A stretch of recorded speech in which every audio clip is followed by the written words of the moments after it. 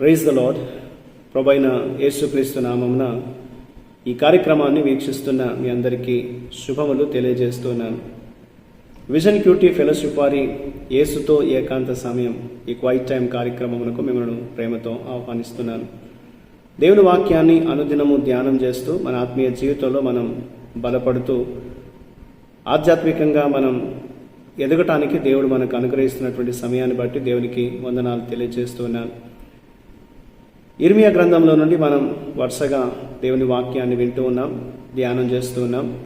ఈరోజు మన ధ్యానం కొరకై ఏర్పాటు చేయబడిన లేఖన భాగము ఇర్మియా గ్రంథము 51వ అధ్యాయం 45వ వచనం నుండి 53వ వచనం వరకు. ముందుగా ఈ భాగంలో మనం 48వ వచనం నుండి 50వ వచనం వరకు చదువుకుందాం. దానిని పాడు చేయవారు ఉత్తర దిక్కు నుండి దాని యుద్ధకు వచ్చుచున్నారని, ఆకాశమును భూమియు వాటిలోని సమస్తమును బబులోను గతిని గూర్చి సంతోషించును. ఇదే యెహోవా వాక్కు. బబులోను ఇశ్రాయేలులో హతులైన వారిని కూలజేసినట్లు సర్వభూమిలో బబులోను నిమిత్తము హతులైన వారు కూలుదురు. ఖడ్గమును తప్పించుకొనిన వాళ్ళారా, ఆలస్యము చేయక వెళ్ళుడి. దూరము నుండి మీరు యెహోవాను జ్ఞాపకం చేసుకొనుడి. యెరూషలేము మీ జ్ఞాపకమునకు రానియుడి. ఈనాటి లేఖన భాగం ఆధారంగా మనం ఏర్పాటు చేసుకున్న అంశం ఏదనగా, త్వరగా బయలుదేరి రండి, లీవ్ ఎట్ వన్స్. నేటి వాక్య భాగం యొక్క సారాంశాన్ని మనం గమనించినట్లయితే, దేవుడు బబులోనుకు తీర్పు తీరుస్తున్నటువంటి సమయంలో బబులోనులోని యూదా ప్రజలను దేవుడు ఆ స్థలమును విడిచి బయటికి రమ్మని దేవుడు పిలుస్తున్నాడు. ఎందుకంటే దేవుని తీర్పు బబులోనుకు వ్యతిరేకంగా జరగబోతోంది. దేవుడు వారితో భయపడకుండా ఆయన చెప్పే మాటల్ని శ్రద్ధగా వినుమని వారిని కోరినట్లుగా వాక్యలో మనం చూస్తాం. అయితే వారు దేవాలయంను అనుభవించినటువంటి అవమానాన్ని గుర్తు చేసుకొని యూదా ప్రజలు తిరిగి రావడానికి వెనుకాడినట్లుగా చదువుతున్నాం. వారికి కీడు చేసినటువంటి బబులోనును దేవుడు నాశనం చేస్తానని చెప్పడం ద్వారా దేవుడు వారిని ప్రోత్సహించి వారు ఉన్నటువంటి స్థలాన్ని ఆ బబులోను విడిచి తిరిగి యెరూషలేముకి, సీయోను పట్టణానికి రమ్మని దేవుడు వారిని పిలుస్తున్నట్లుగా ఈ లేఖన భాగంలో మనం చూస్తూ ఉన్నాం.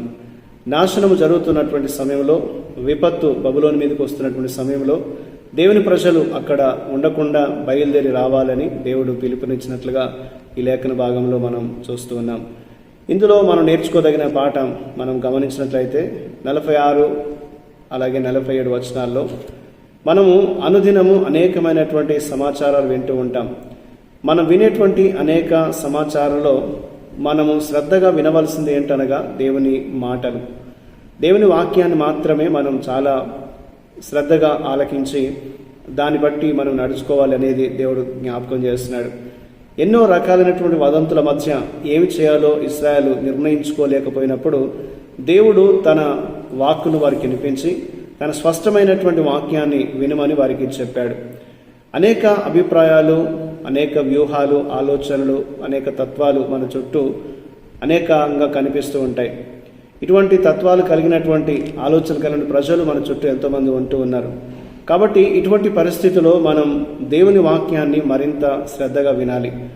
దేవుని వాక్యాన్ని విని మన మీదికి రాబోతున్నటువంటి ఆ యొక్క విపత్తును మనం తప్పించుకోవాలి అనేది దేవుడు మనకి లేఖనం ద్వారా జ్ఞాపకం చేస్తున్నాడు.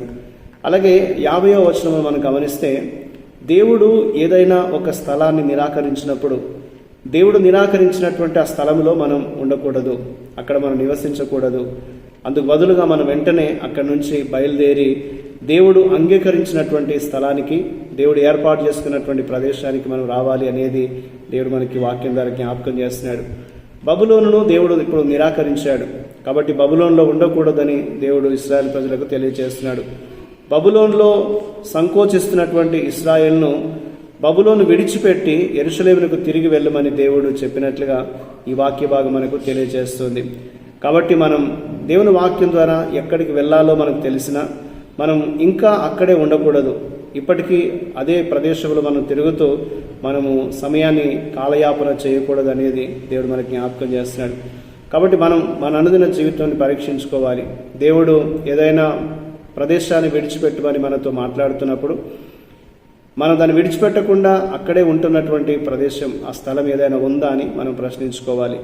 కాబట్టి మనం దేవుని మాటను పట్టుకొని ధైర్యంగా ఉండి ఆ స్థలాన్ని విడిచిపెట్టి దేవుడు మనల్ని పిలిచేటువంటి చోటికి రావాలి అనేది దేవుడు మనకు ఈ లేఖనం ద్వారా జ్ఞాపకం చేస్తున్నాడు.